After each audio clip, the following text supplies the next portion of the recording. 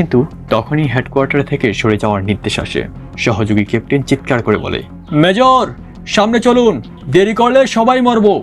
বৃষ্টি ভেজা সন্ধ্যা, কুয়াশায় ঢাকা মধ্যবর্তী এক যুদ্ধে বাংলাদেশ সেনাবাহিনীর কঠিন প্রতিরোধ গড়ে তুলেছে। মেজর আসিফ ও ল্যান্স কর্পোরাল রবিন ছিলেন একসাথে। দুজনেই একাধিক অভিযান সাফল্যের সাথে সম্পন্ন করেছিলেন। তবে এই অভিযান ছিল একটু ভিন্ন রকমের। শত্রুপক্ষের গোপন ঘাঁটি ধ্বংস করতেই তাদের পাঠানো হয়েছিল। হঠাৎ এক প্রচণ্ড বিস্ফোরণে মাটির নিচে চাপা পড়ে যায় রবিন। ধুলো মাখা রক্তে ভেজা কাঁপতে থাকা রবিনকে দেখতে না পেয়ে আসিফ পেছনে ফিরে তাকায়। কিন্তু তখনই হেডকোয়ার্টার থেকে সরে যাওয়ার নির্দেশ আসে। সহযোগী ক্যাপ্টেন চিৎকার করে বলে, মেজর সামনে চলুন, দেরি করলে সবাই মরব।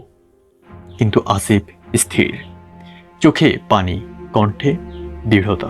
আমি আমার সৈনিককে ফেলে যেতে পারি না। তিনজন সৈন্যকে সঙ্গে নিয়ে আবার সেই ধ্বংসস্তূপের নিচে ফিরে যায় মেজর আসিফ। এদিকে গুলি চলছে চারিদিকে। বৃষ্টির মাঝে কাদামাটির ভিতর খুঁজতে খুঁজতে হঠাৎ শোনে একটা ক্ষীণ আর্তনাদ। স্যার, আমি এদিকে।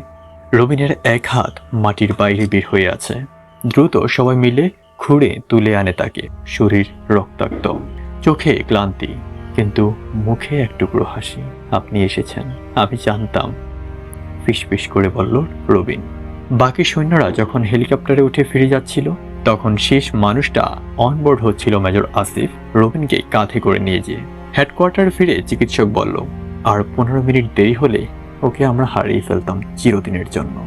মেজর আসিফ তখন শুধু চুপচাপ বসে থাকলেন, তার চোখে জল, কিন্তু মুখে শান্তির ছায়া।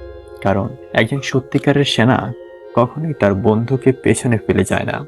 বন্ধু এমনই হোক, যারা থেকে যাবে জীবনের শেষ অবধি।